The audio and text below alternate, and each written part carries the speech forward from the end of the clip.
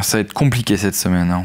Aujourd'hui, dans ce 7e épisode de Lisez les News, on va parler de DDoS massif, de la connexion internet de Julian Assange, et aussi on va parler de Orange. Et enfin, on va voir un petit conseil de la semaine comme d'habitude.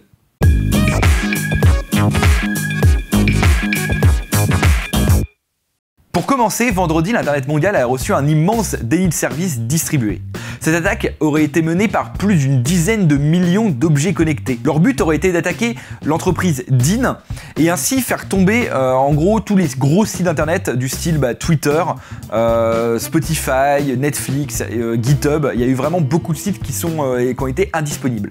Comme on en parlait il y a 2 semaines ou peut-être un peu moins avant, je sais plus, les objets connectés prennent une part qui sont vraiment plus importante dans ces attaques, et je pense qu'on va vraiment voir de plus en plus de ce type d'attaque qui va arriver, et là ça commence vraiment à être assez problématique pour Internet en général. On ne sait pas encore qui a mené l'attaque, s'il y a des possibilités comme quoi ça serait une déstabilisation de la part de la Russie pendant les élections américaines.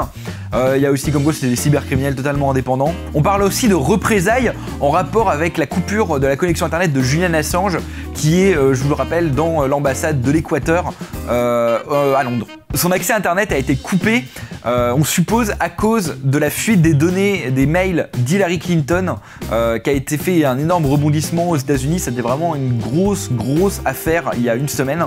Pour le coup, je vous conseille la chaîne Digital Wink qui a parlé pas mal de cette affaire et qui revient un peu sur comment ça fonctionne. C'est vraiment super intéressant. C'est une chaîne qui parle de vulgarisation informatique que je vous conseille absolument et qui est vraiment super cool à regarder. Deuxième sujet, on va parler de la CNIL qui a mis en demeure le site Cdiscount pour une mauvaise gestion de son fichier client où notamment il y avait énormément de données personnelles. Au programme, on a une trop longue conservation des données dans la base client.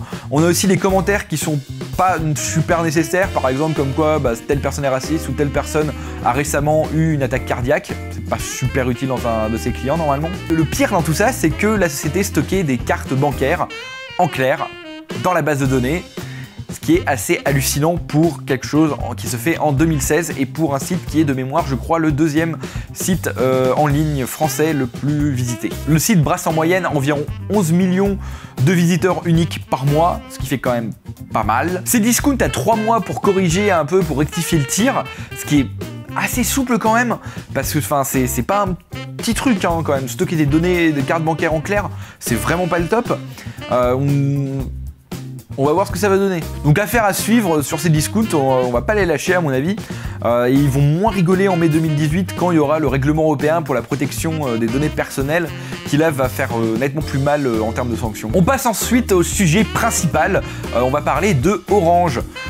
La semaine dernière, il y a eu une petite problématique chez certains clients d'Orange qui, du coup, ne pouvaient plus se connecter à des sites de type google.fr, wikipedia.fr ou encore ovh.com. La particularité de ces clients, c'était que la majorité utilisait les DNS fournis automatiquement par Orange, ce qui n'est pas vraiment une particularité puisque c'est quand même la majorité des gens qui utilisent les DNS fournis par leur fournisseur d'accès Internet. Pour rappel, DNS, c'est un protocole qui va vous permettre de traduire une adresse de type par exemple google.com, google.fr en une adresse IP. Ainsi, ça permet de pas avoir à retenir des adresses IP qui sont assez compliquées, de revenir et retenir juste le nom DNS, l'adresse google.fr.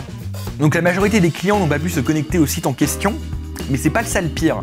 C'est qu'une certaine partie de ces clients ont été redirigés automatiquement vers un site antiterroriste, donc hébergé par le ministère de l'Intérieur, et je reviendrai un peu plus tard dessus. Pour l'instant, on va plutôt s'intéresser à ce qui s'est passé. Et pour comprendre ce qui s'est passé, il va falloir comprendre un peu comment ça marche les DNS en général. Il y a 2 types de serveurs DNS. Il y a les serveurs dits d'autorité, c'est les serveurs qui vont retenir l'adresse en tant que telle, donc les transcriptions. C'est par exemple des serveurs comme la FNIC qui va gérer le .fr. Donc quand vous allez, c'est eux qui vont stocker l'information que par exemple .cq.fr, ça va se traduire en telle adresse IP. C'est des serveurs qui sont très importants parce que du coup ça permet de traduire la majorité des noms de domaine auxquels ils ont la charge. Le problème c'est que il y en a pas énormément et si tout le monde allait directement taper dessus, ça demanderait des serveurs qui soient beaucoup trop importants et beaucoup trop gourmands en termes de ressources et ça se ferait des points de concentration d'internet qui seraient assez dangereux dans ce cas où si ça viendrait à tomber, il y aurait plus vraiment d'internet. On a aussi de l'autre catégorie qui sont les DNS Resolver. Eux, ce sont des DNS qui ne stockent absolument rien comme données, normalement. Quand on leur fait une demande, ils vont taper directement eux-mêmes sur le serveur d'autorité et ainsi récupérer l'information et vous le transmettre. Si l'information a déjà été demandée par un autre client de ce DNS, il ne va pas demander au serveur d'autorité, il va directement vous la transmettre puisqu'il a stocké en mémoire. C'est assez pratique, ça permet d'éviter du coup ce principe d'engorgement du réseau et de concentrer toutes les communications vers des mêmes points centraux du réseau internet. Par défaut, la majorité des fournisseurs d'accès vous fournissent aussi un DNS Resolver sur lequel vous pouvez taper. C'est le cas d'Orange, c'est le cas de Free, c'est le cas de Bouygues Telecom, c'est le cas de plein de monde. Mais là où ça coince, c'est quand il s'agit de serveurs DNS Resolver menteurs. Le nom fait peur, c'est normal. Donc ce sont des serveurs DNS qui se comportent comme des DNS Resolver normaux, sauf que pour certaines adresses, ils vont décider de ne pas contacter le serveur d'autorité, mais directement vous donner une adresse qu'ils ont eux-mêmes enregistrée, qu'ils ont eux-mêmes décidée. Et c'est exactement ce qui s'est passé quand vous demandiez l'adresse de google.fr. Au lieu de vous donner la vraie adresse IP de google.fr, ils vous redonnaient l'adresse IP du site antiterroriste du ministère de l'Intérieur. Je vous mets un article de Stéphane Boersmeyer en description qui explique tout ça vachement bien si vous voulez encore plus de détails. C'est vraiment super intéressant à lire l'article, je vous le conseille vraiment. On peut voir que ce type de fonctionnalité de DNS Resolver menteur est assez problématique pour la neutralité du net.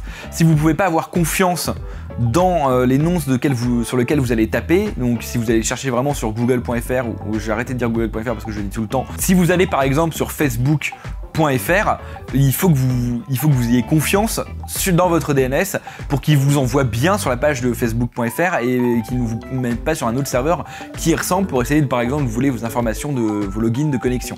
Au-delà de ça, les serveurs DNS Resolver menteurs qui sont dirigés par les fournisseurs d'accès Internet peuvent subir des pressions, notamment des pressions des gouvernements.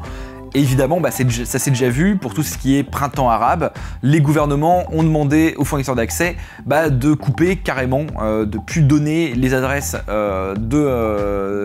IP des sites problématiques, comme par exemple Twitter ou encore Facebook. D'ailleurs, petit fait amusant, j'ai dit au début de la chronique que la majorité des clients n'arrivaient plus à accéder au site en question de Google, de Wikipédia, etc. C'est normal. C'est qu'en gros, il redirigeait vers le site antiterroriste. Le problème, c'est que le serveur du site antiterroriste avait beaucoup trop de requêtes. Il n'arrivait plus à suivre tout le trafic qui provenait des requêtes vers, par exemple, google.fr ou Wikipédia ou OVH. Ce qui est normal. Donc passons à la problématique du site antiterroriste en question. Si vous allez visiter ce site, par exemple, antiterroriste, si vous êtes redirigé, il faut le savoir que votre adresse IP est enregistrée par le ministère de l'Intérieur. Pourquoi ?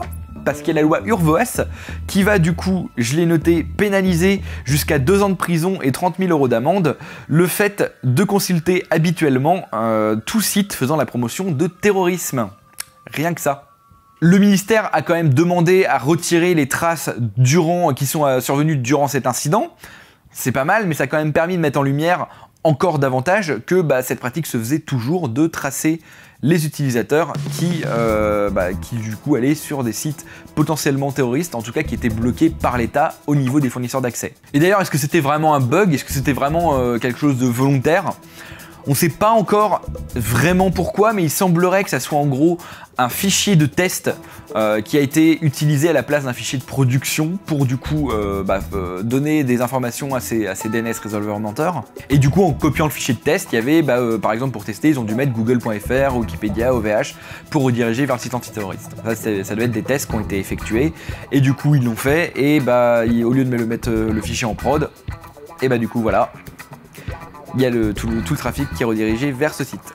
Pour le coup, ça semble assez plausible, mais on peut quand même déplorer le fait que Orange n'ait pas vraiment communiqué là-dessus, ce qui est quand même une grosse problématique. J'aurais bien aimé que Orange puisse nous informer de ce qui s'était passé réellement, avec des traces, des infos à l'appui, et pas qu'on soit obligé de chercher à gauche à droite pour savoir exactement ce qui s'est passé. Est-ce qu'on peut empêcher ce genre de problème? Oui et non. Il y a tout simplement la possibilité de changer de DNS. Je vous ai mis un lien en barre d'infos sur tout un tuto assez pratique sur comment changer vos DNS. Après, il va vous falloir choisir quel DNS vous allez utiliser. Le plus connu, c'est celui de Google qui est 8.8.8.8. C'est super facile à retenir et évidemment plein de gens l'utilisent. Mais le problème c'est que c'est Google, donc il fait un peu ce qu'il veut et en termes de censure, Google c'est pas le meilleur exemple. Pour le coup, je vous conseille celui de la FDN qui est très très bien. C'est une association qui promeut tout ce qui est libre. Et je peux que saluer cette initiative de fournir des DNS qui soient totalement ouverts. Faites-le maintenant. Je vais mettre l'adresse là, quelque part, et de toute façon, il y aura forcément les liens dans la description. On passe ensuite au conseil de la semaine.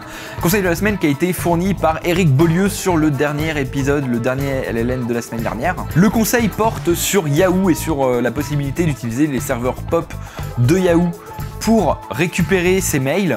J'en avais parlé lors du dernier Lisez les news justement.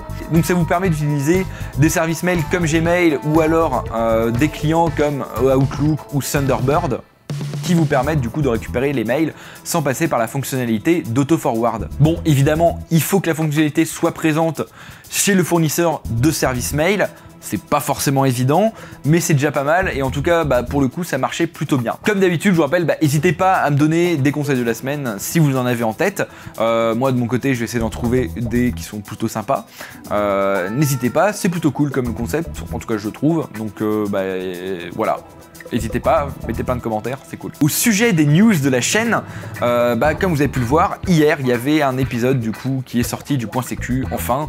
Je l'ai fait un peu extrêmement rapidement, suite du coup à tout ce qu'il y avait sur Cache Investigation. J'espère qu'il vous a plu, ça m'a demandé quand même pas mal de boulot, c'était assez cool à faire en plus, notamment le tournage. Il y a un bêtisier qui va arriver dans une semaine je crois, il va être bientôt disponible. Et en tout cas merci beaucoup pour l'accueil que vous en avez fait, c'est assez cool, il y a pas mal de débats qui se forment autour de Linux, Windows, etc. C'est plutôt sympa, moi j'aime bien les débats et j'aime bien débattre, donc c'est assez cool. Merci beaucoup. Sur ce, n'hésitez pas à vous abonner, à me suivre sur Twitter, sur Facebook. N'hésitez pas non plus à mettre un pouce bleu si ça vous a plu, un pouce rouge si ça vous a pas plu. Sur ce, portez-vous bien et à la semaine prochaine. Bisous.